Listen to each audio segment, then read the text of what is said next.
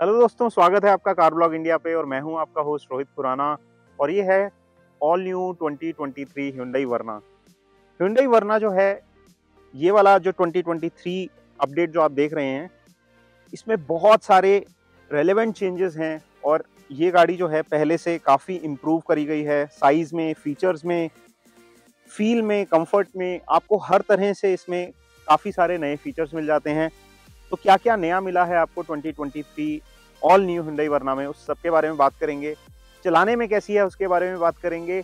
और क्या आपको ये गाड़ी कंसिडर करनी चाहिए, कितना देती है, कितना स्पेस है, कंफर्ट कैसा है, हर एक चीज़ जो आपके माइंड पे है उस सब चीज़ हम डिस्कस करेंगे इस वीडियो में। अगर आपने हमारे चैनल को सब्सक्राइब नहीं किया तो अभी कर लीजिए और बेल आइकन दबाइए लेटेस्ट अपडेट्स के लिए। अगर आपके कोई विचार, सुझाव या क्वेश्चंस रह जाते हैं इस वीडियो के बाद भी, तो प्लीज़ कमेंट सेक्शन में डालिए, हम उनको ज़रूर कमेंट में जाके आंसर करेंगे। तो चलिए शुरू करते हैं अपने इस वीडियो को। तो शुरुआत करते हैं इसके डिज़ाइन से। और डिज़ाइन ही इस गाड़ी को जो है वो एक बहुत ही यूनिक आइडेंटिटी दे देता है। पहले वाली वर्ना से काफ़ी चेंज हो गया है।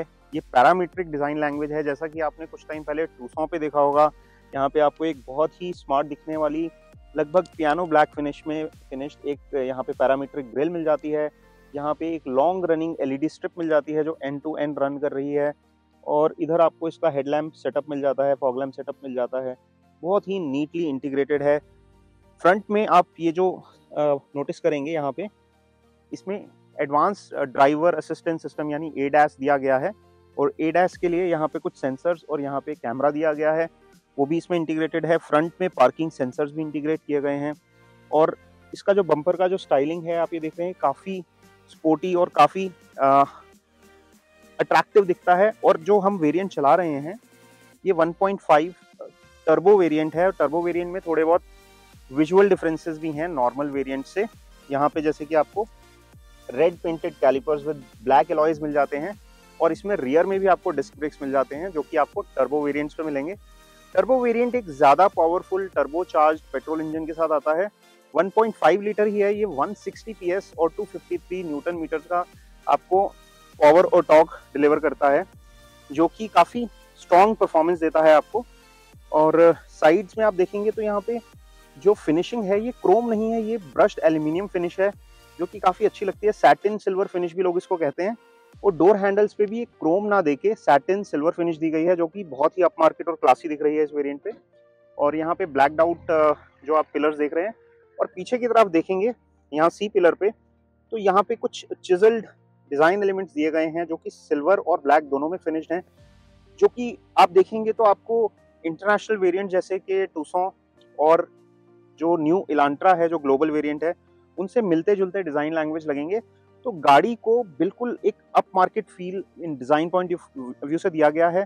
बॉडी लाइंस जो हैं इस गाड़ी पे जो रन कर रही हैं, वो भी काफी चिजल्ड हैं। तो अगर आप इसको गौर से देखेंगे तो ये भी इस गाड़ी को एक बहुत ही प्रीमियम फील देते हैं। जैसे ही आप रियर की तरफ आएंगे तो साइड से ही आपको ये क्लस्टर आप नोटिस कर पाएंगे। और जो ऑनगोइंग ग्लोबल इलांट्रा है, उसमें भी आपको बहुत सिमिलर डिजाइन लैंग्वेज दिखेगा। और ग्लोबली जो Hyundai के जो सबसे प्रीमियम प्रोडक्ट्स हैं, उनमें से एक है ये नई वर्ना। इसमें पीछे की तरफ भी आप देखेंगे तो end to end connected tail lamp cluster दिखेगा। वर्ना की बैजिंग जो है ये क्लियर ग्लास के नीचे दी गई है। ये बेसिकली एक पॉलीमर एलिमेंट है एक तरह का, जो जैसे कि आपका टेल लैम्प एलिमेंट होता है। और ये जो बैजिंग है ये इसके नीचे की तरफ है, तो ये खराब नहीं होगी, गिरेगी नहीं, उसकी वजह से काफ़ी प्रोटेक्टेड रहेगी, क्लीन रहेगी। यहाँ पे Hyundai का लोगो दिया गया है। और यहाँ भी पैरामीट्रिक डिज़ाइन जो है वो दिया गया है पियानो ब्लैक फिनिश में। तो बम्पर के जो डिज़ाइन है वो भी काफ़ी स्पोर्टी हैं। और आप टेल लैम्प क्लस्टर देखेंगे, LED में फिनिश्ड है और बहुत ही नाइसली डिज़ाइंड है। गाड़ी को एक बहुत ही स्पोर्टी और अप मार्केट फील देता है। और वर्ना जो है, मैं कह सकता हूँ कि इस सेगमेंट की सबसे स्पोर्टी दिखने वाली गाड़ियों में से बन गई है। और मेरे ख्याल से ये सबसे स्पोर्टी दिखती है अगर आप इसको कंपेयर करेंगे किसी भी कंपीटिंग इस सेगमेंट की गाड़ी के साथ।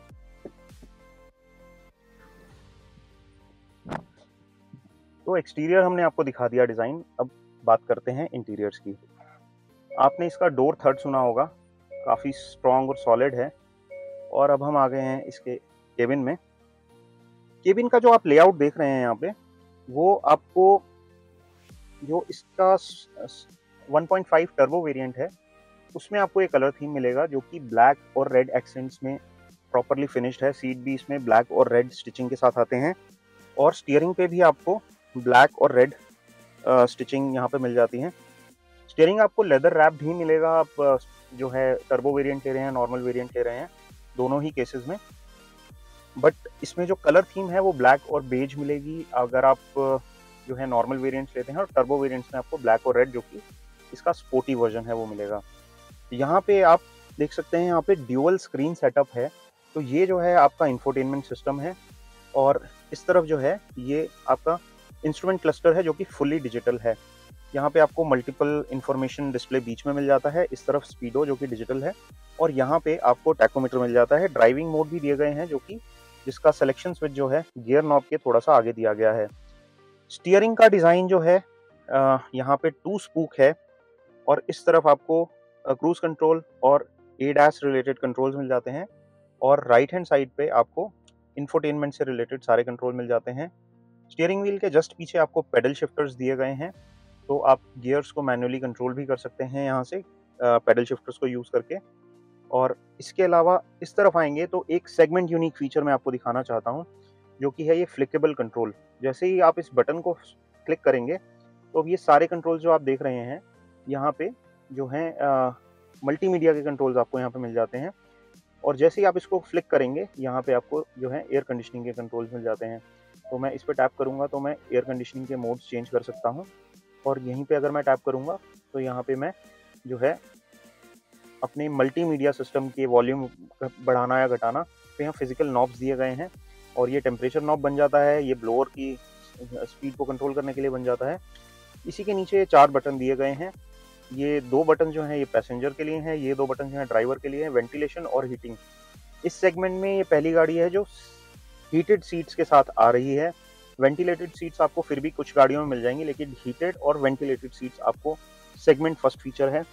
यहीं थोड़ा सा और नीचे चलेंगे आप तो आप यहाँ देख पाएंगे एक फास्ट चार्जिंग यूएसबी पोर्ट, एक नॉर्मल यूएसबी पोर्ट, और यहाँ पे वायरलेस चार्जिंग भी दी गई है।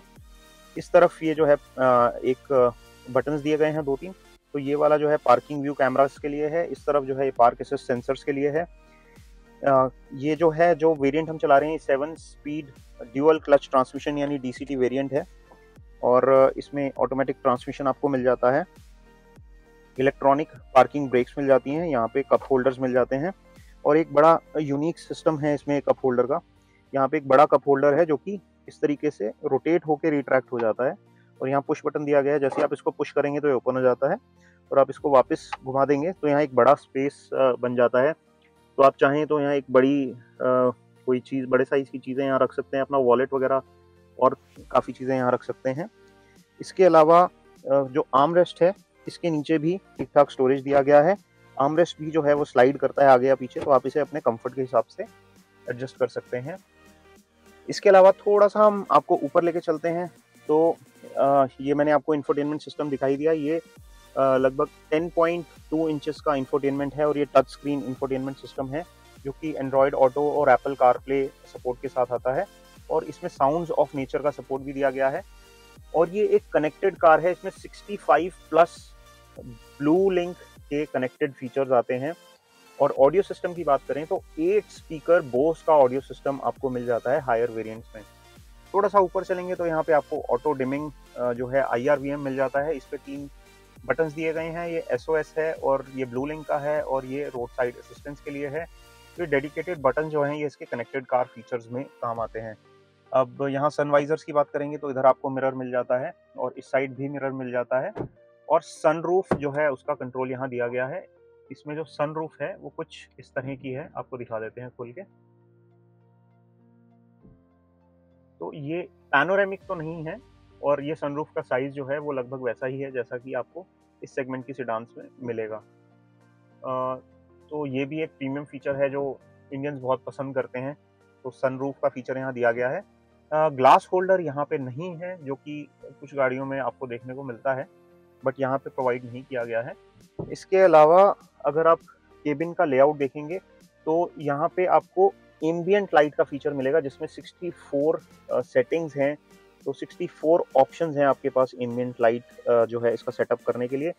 और उसका जो लाइटिंग है वो डोर्स के क्रैश पैड में और जो है डैशबोर्ड में और सीट वेल इन सब जगहों पे दिया गया है, जो कि एक काफ़ी अप मार्केट फील दे देता है इस गाड़ी को। और फ्रंट का जो लेआउट है वो काफ़ी एर्गोनॉमिक कंफर्टेबल है, सीट की बोल्स्टरिंग और सपोर्ट काफ़ी अच्छी दी गई है। और अगर मैं समराइज करूं फ्रंट सीट का एक्सपीरियंस, तो मैं कहूँगा कि काफ़ी एक प्रीमियम एक्सपीरियंस मिल जाता है फ्रंट सीट पे। तो ये तो बात थी फ्रंट की। चलिए अब आपको लेके चलते हैं रियर सीट पे और दिखाते हैं पीछे का कंफर्ट क्या।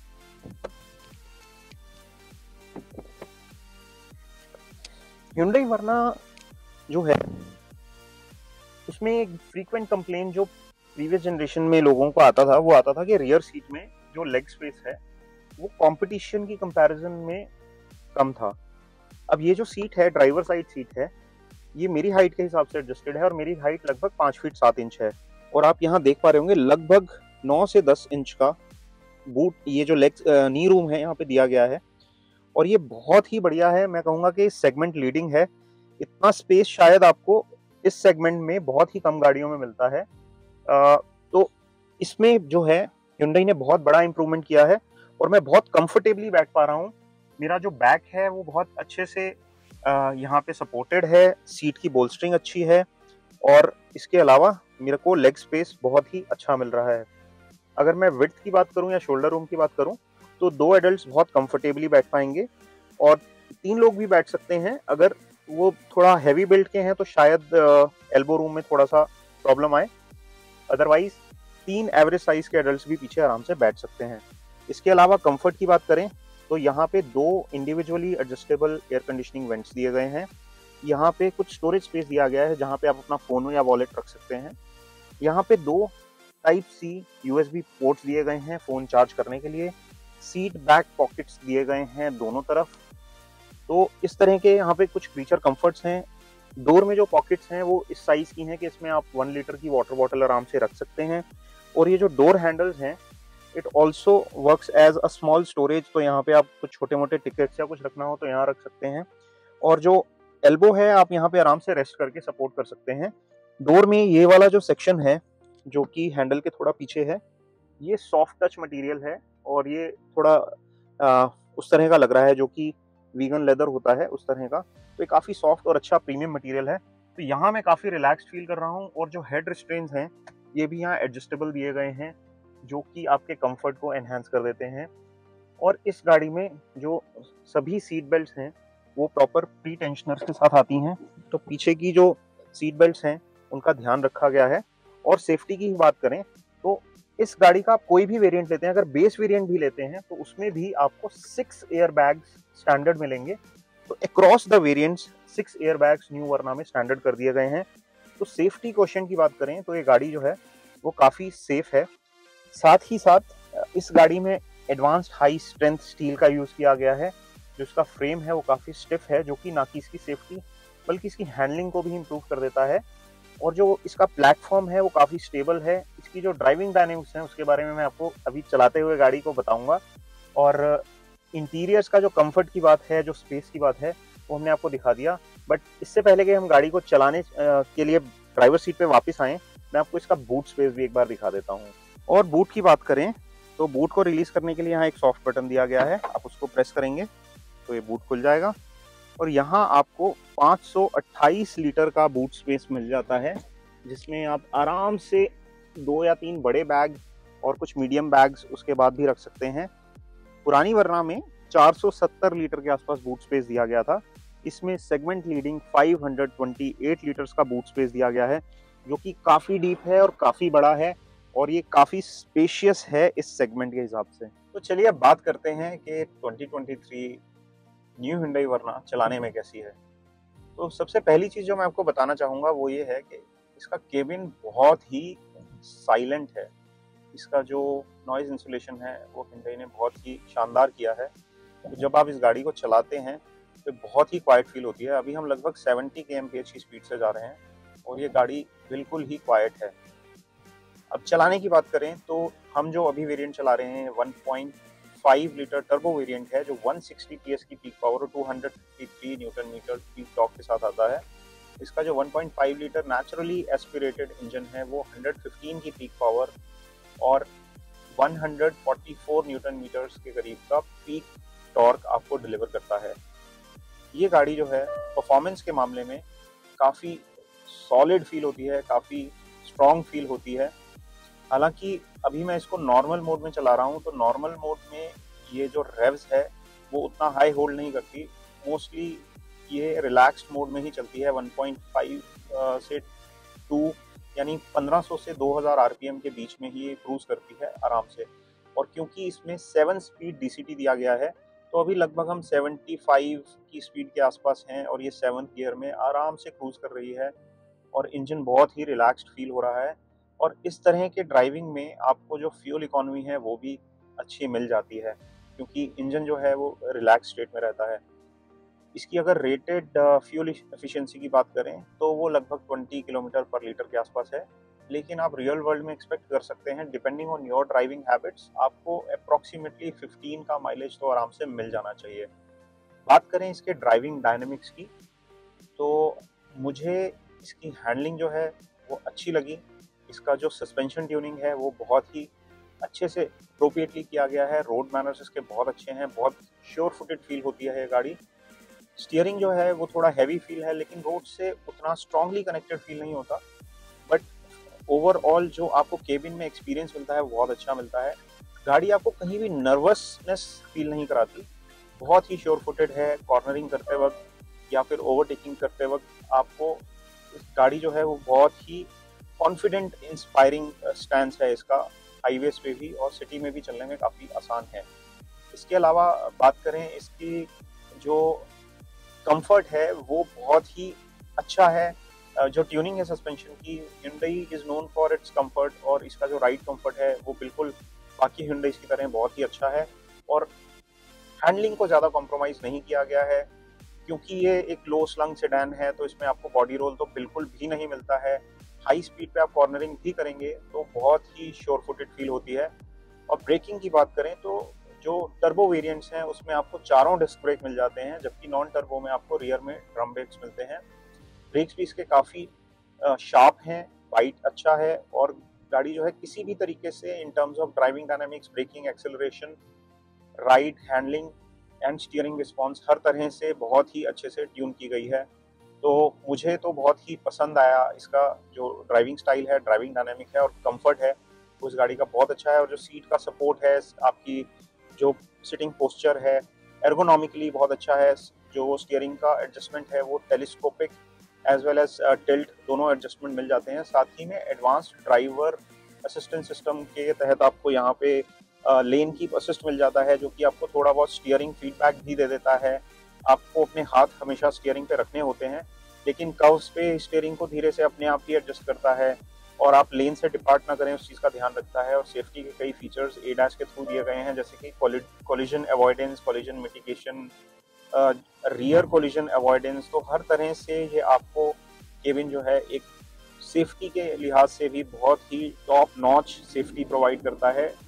एक प्लेजरेबल ड्राइव प्लस एक राइड जो है इसकी क्वालिटी वो बहुत अच्छी है। 1.5 टर्बो वेरिएंट चलाने के बाद अब हम इसका 1.5 नेचुरली एस्पिरेटेड MPI वेरिएंट चला रहे हैं, जिसकी पीक पावर 115 PS और पीक टॉर्क 144 न्यूटन मीटर्स के आसपास है। ये जो वेरिएंट है ये एक IVT गियर बॉक्स के साथ है जो हम चला रहे हैं। इसमें 6 स्पीड मैनुअल का ऑप्शन भी आपको मिल जाता है। अगर IVT की बात करें, IVT बेसिकली एक CVT ट्रांसमिशन है टेक्निकली, और इस गाड़ी के साथ में पावर डिलीवरी को देखते हुए और पिकअप को देखते हुए मुझे इससे कोई कंप्लेंट्स नहीं है। अभी मैं इसको नॉर्मल मोड में चला रहा हूँ। थोड़ी देर पहले हमने इसका 0 to 100 टेस्ट करने के लिए एक खाली रोड पे इसको स्पोर्ट्स मोड में भी ट्राई किया, और उसमें भी हमें इसका परफॉर्मेंस पसंद आया। तो अगर आप थोड़े स्पिरिटेड हैं तो आप इसको स्पोर्ट्स मोड में डाल के चला सकते हैं, नहीं तो नॉर्मल मोड में भी जिसका थ्रॉटल रिस्पॉन्स है वो अच्छा खासा है। बट ये है कि अगर आप इसको 7 स्पीड DCT से कंपेयर करेंगे, जो कि एक हायर पावर के साथ भी आता है, तो वो आपको डेफिनेटली ज़्यादा एजाइल फील होगा। बट अगर आप इसको स्टैंड अलोन देखेंगे, आप किसी कार से इसको कंपेयर नहीं कर रहे, इसको रादर आप कंपेयर करेंगे इस सेगमेंट की दूसरी गाड़ियों के साथ, तो ये आपको उनसे ज़्यादा पावरफुल इंजन है और ज़्यादा पावरफुल फील होता है और आपको ज़्यादा अच्छी स्पिरिटेड परफॉर्मेंस देता है। रबर बैंड इफेक्ट ना के बराबर है, गाड़ी चलने में शानदार है, परफॉर्मेंस अच्छी है। और क्योंकि ये जो टर्बो वेरिएंट नहीं है तो इसमें रियर में आपको ड्रम ब्रेक्स मिलते हैं, तो ब्रेक का बाइट आपको डेफिनेटली टर्बो में थोड़ा ज़्यादा शार्प मिलता है। बट इसमें भी कुछ इस तरह की प्रॉब्लम्स नहीं है कि आप इसमें किसी तरह की प्रॉब्लम फील करें या ब्रेकिंग में आपको कॉन्फिडेंस ना हो। ब्रेक करने में भी ये गाड़ी काफ़ी कंफर्टेबल है और एक्सेलरेशन में भी जितना मैं एक्सपेक्ट कर रहा था उससे बेटर परफॉर्म कर रही है। तो मेरे हिसाब से अगर आप टर्बो वेरिएंट नहीं चुनना चाह रहे हैं और आपको फ्यूल इकोनॉमी या फिर आपको एक रिलैक्स या सेडेटेड ड्राइविंग कार चाहिए, तो आपको 7 स्पीड डीसीटी और टर्बो वेरिएंट चुनने के बजाय आप इस पे भी जा सकते हैं। ये आपको डेफिनेटली कॉस्ट में भी कम पड़ेगा। तो जेब पे आपके इनिशियल कॉस्ट की बात करें तो ये गाड़ी जो है वो हल्की पड़ेगी कंपेयर टू द 1.5 टर्बो। तो आप इन दोनों में से कोई भी पिक कर सकते हैं। लेकिन अगर आप एक स्पिरिटेड ड्राइवर हैं, आपको फन टू ड्राइव कार चाहिए और एक बहुत ही शार्प ब्रेकिंग परफॉर्मेंस चाहिए और डिस्क ब्रेक आप चाहते हैं बैक में भी, तो उस केस में आपको टर्बो के साथ जाना चाहिए। और आप एक सेडेटेड फैमिली कार चाहते हैं तो आप इसके साथ जा सकते हैं। दूसरा बड़ा डिफरेंस ये भी है कि इसके जो इंटीरियर थीम है वो जो है डार्क होने के बजाय ब्लैक एंड बेज है, लाइट थीम है, जो कि इस केबिन के जो विजुअली जो एयरीनेस होता है, केबिन को देख के जो आपको स्पेस का परसेप्शन होता है वो इसमें आपको ज्यादा अच्छा लगता है, ज्यादा प्लेजेंट लगता है टू द आईज और ज्यादा लग्जूरियस लुक भी देता है compare to the sport variant. तो हमने आपको बताया इस गाड़ी के exterior, interiors, space, comfort, dynamics और सब चीज़ों के बारे में। हमें ऐसा लगता है कि ये जो गाड़ी ऑफर कर रही है as a package, it has the potential to displace other cars to become the segment leader. ये हमारा ओपिनियन है, बट आपका ओपिनियन क्या है वो हम जानना चाहते हैं। तो प्लीज़ हमें नीचे कमेंट सेक्शन में बताइए, क्या ये गाड़ी इस सेगमेंट की सभी गाड़ियों को पीछे छोड़ देगी सेल्स नंबर में? हमें अपने विचार ज़रूर बताइएगा कमेंट में। हम आपसे जल्दी मिलेंगे अपने नेक्स्ट वीडियो में। इस वीडियो में इतना ही। देखने के लिए बहुत बहुत शुक्रिया।